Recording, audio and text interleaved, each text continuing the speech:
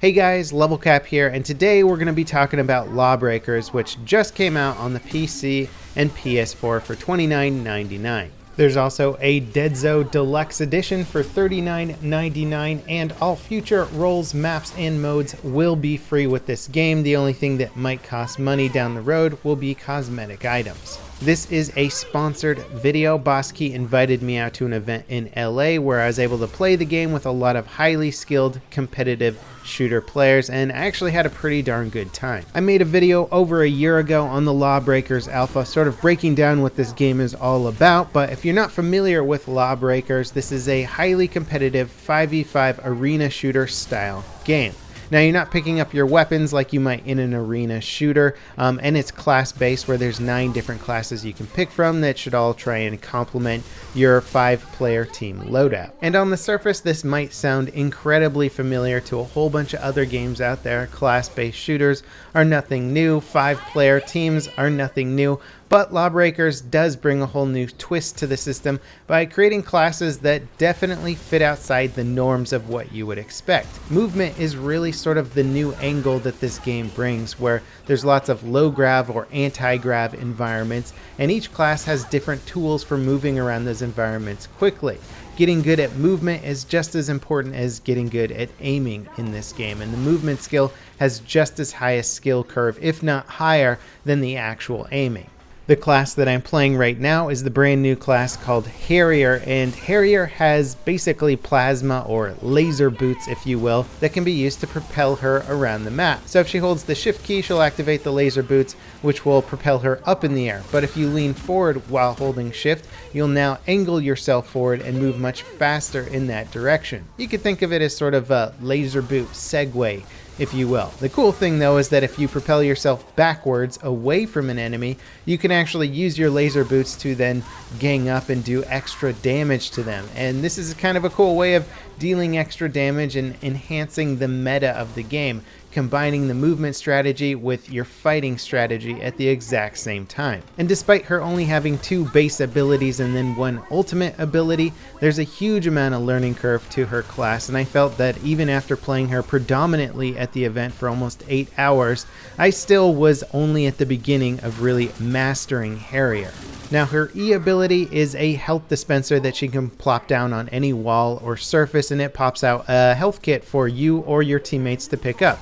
It'll also recharge those health kits if you don't put down another health dispenser, which is pretty cool. It's got an 8-second cooldown if you want to put your health dispenser somewhere else, which is very useful since the combat is so dynamic and moves around a lot. You're not really going to use this class to sort of hold up in a doorway for too long. She's too fast and too squishy to really play that kind of game. You need to use her speed and her range, frankly, to try and deal with some of the bigger threats. Now, her ultimate ability charges up and shoots a giant laser cannon out of her chest that'll basically vaporize anybody in a short period of time, but it also has a huge amount of thrust to it that pushes you backward, so it can be very hard to move around when her ultimate ability is activated, and you have to kind of take that into account when activating it. It can actually move you around the map.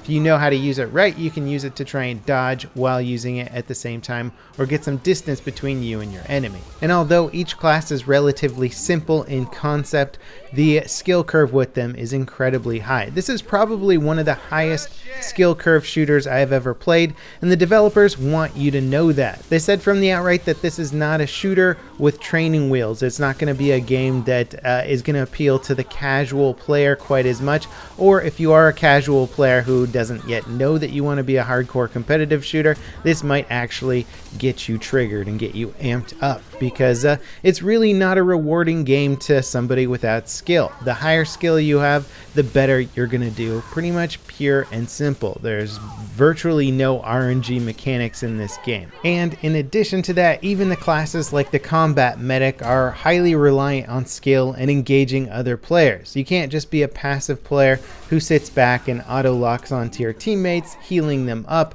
You're going to have to contribute in every single firefight, and whether or not you do is really going to dictate how well your team does overall. Now, watching back my alpha video from over a year ago, I enjoyed the game, but I also had a bunch of criticisms. What's kind of interesting to see, and this is something that I gotta say rarely happens, is that virtually all my criticisms of the game in alpha have been directly addressed in the final product. One of my criticisms was lack of classes that could heal up teammates, or health kits, or areas to heal around the map, and that the few healing dispensers slowed down the gameplay too much. Well, I didn't have any issues with the healing mechanics in the new version of the game. There's multiple classes that can now heal themselves and teammates, and there's health kits that are just dispensed around the map, so if you know where they are, you can use it to your advantage, keeping the gameplay really, really fast. My other main critique was that there was a lack of class variety. In the alpha, there was only 4 classes at the time, and 3 of them were kind of basic shooter classes, and then we had the assassin class. Well, now there's 9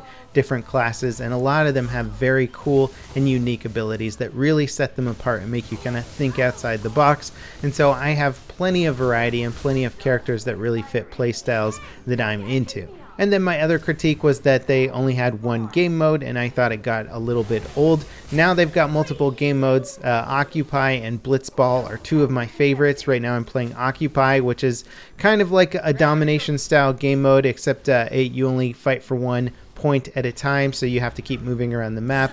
It changes quickly. And then Blitzball is really fun. You could think of it as sort of like a basketball equivalent, where if you score a point in your opponent's goal, the ball respawns in the center of the map, and then another team has to try and take it to their opponent's goal. It's really fast paced. It's got a lot of character to it. Cliff Bleszinski, the co-founder of Boss Key Productions, designer or creative lead on Unreal Tournament and stuff like that, who's in charge of this game, is also a big fan of the TV show Rick and Morty, which I like a lot, and he got the voice actor who does Morty and Rick, Justin Roiland, to do the voice acting for the ball in Blitzball, and it adds a lot of character to the game. I really like it. It kind of makes it funny in this insanely fast-paced, highly gory environment. This game does have an M rating to it, and it just reminds me a lot of Unreal Tournament, which also was sort of like highly gory and violent, but also had a bit of humor mixed into it.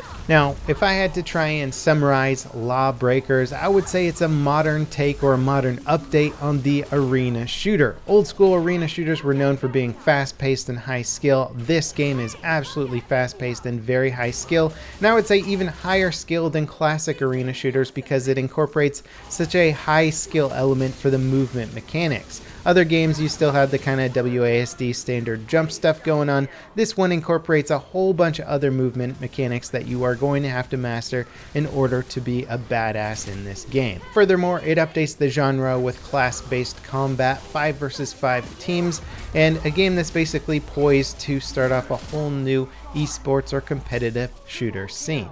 I'm really excited to track this game after launch. There's been a huge resurgence in the arena shooter market recently. A lot of devs have tried to sort of revive this market, and if any game is going to dominate it, I would say it's LawBreakers. It's the strongest game in this genre that I've seen so far, and I'm very excited to watch the game and community evolve.